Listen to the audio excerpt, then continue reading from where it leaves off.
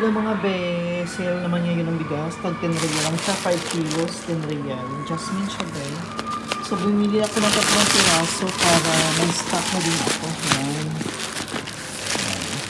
Tag 10 real lang siya, 5 kilos. So malaking bagay na talaga to siya guys. 5 kilos. Bumili ako ng 3 para stock ko na rin siya. Para hindi magkakaano, magkandalitsi-litsi. Kung malapit lang sana ang Pilipinas, naku, magpapadala talaga ako nito. 150, ano lang to siya, nasa 160 pesos, 5 kilos. Nasa 160 pesos. So, ito lang mga bem, para sa video natin ngayon. Yan.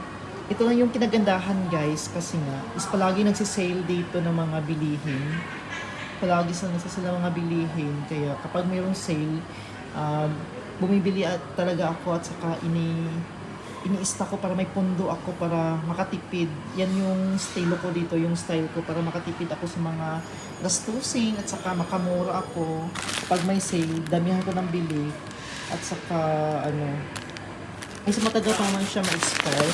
Yung expiration nito is nasa pa yun. Ito, 2027 pa yung expiration niya, February 15, 2027 pa yung expiration niya. So, okay pa yun siya guys.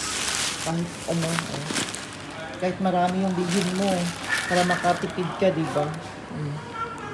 So, maraming salamat mga best pag-suporta sa aking channel, Arwin Channel. Maraming salamat.